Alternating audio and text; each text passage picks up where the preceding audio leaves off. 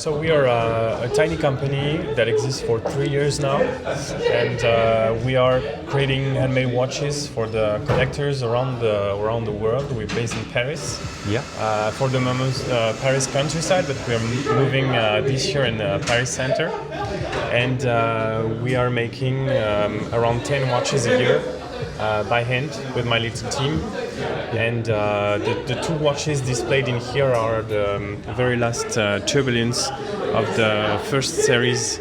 That is a subscription series. So we made a total of 15 turbulence in 3 years. Yeah. These watches are part of the last 5.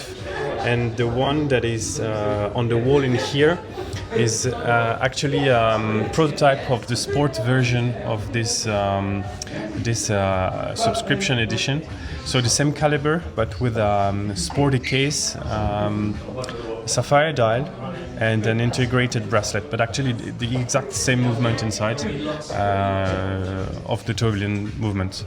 We stopped this edition this year and started to craft a new series of 3-hand chronometers that are inspired by the design of this first series.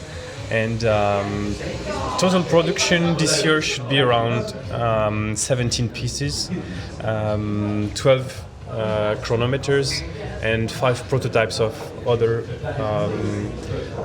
watches from the collection coming next year. Right. So I'm so curious, Yves, being a watchmaker, you've been working on this watch. Yes, I worked on this watch a few years ago, and now I'm working also on the last pieces of the tourbillon, but more on the coming model, which is the chronometers next year. So we are working on it for the moment. Okay.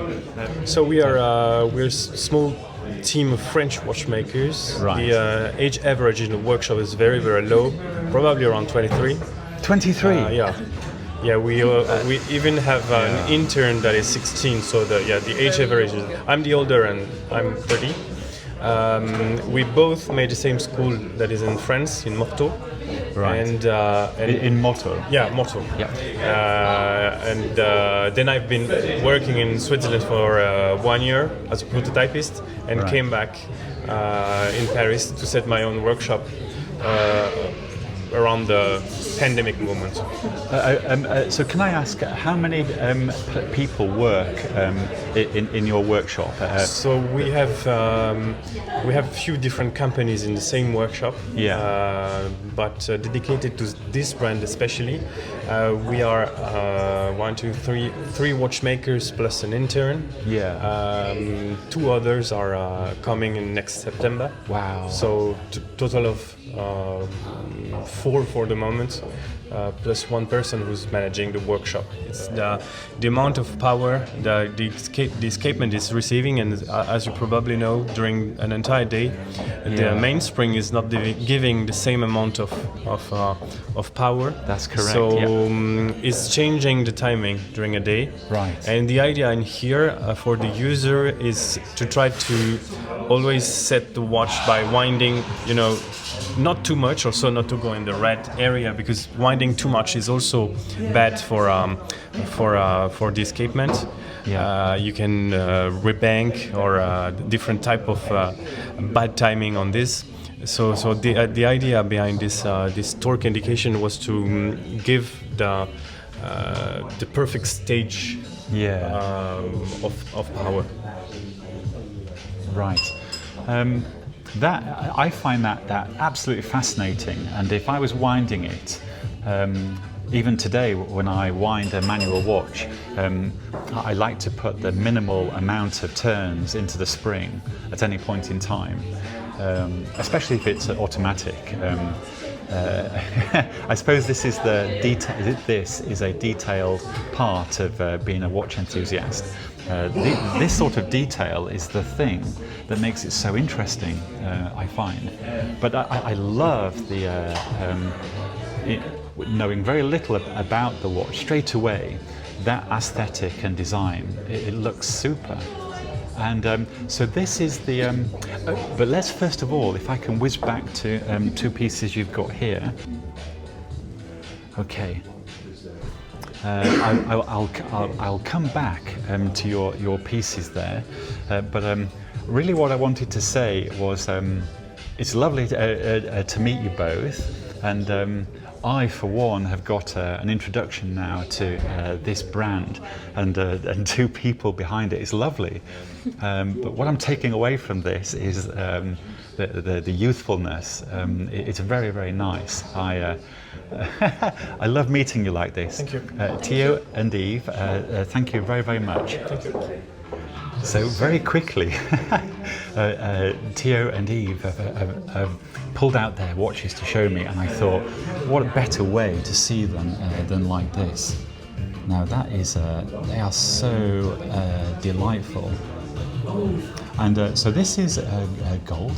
In fact, Theo, tell me about these two. So these are the last units of our first edition. Two of the last Tourbillons, and you have here a platinum version and here rose gold version. So the very first nice. Rose gold watch that we cased. Lovely. These two watches are actually unfinished. It's collector watches that we just cased for the show in here. Yeah. And two watches without specific options, because we have many options that the collectors can choose. Oh, we have a lovely. third piece coming today with many different dial display and finishing and hand color. But here you have the except for the case material, you have the very genuine. Could I put that just in my hand, just like this, for a moment? Oh, it's the weight. I love the weight of gold. Now I know platinum is even. I'll give you that back. Okay, let's put the Oh yes. Wow, these really are. I always say this. This is mechanical artwork. It's lovely. That is so great. There you go. So these are the last pieces of this model, and sorry, which model is this again? The model name. So the model name is Tourbillon à Paris.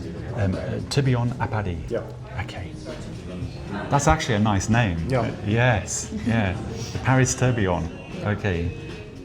Oh, that is lovely. Let me zoom in once again. Oh yes. Look at that. Oh wow. They really are delightful. That is super. Theo and Eve, once again, so cool. Thank you very much. Thank you. Thank you.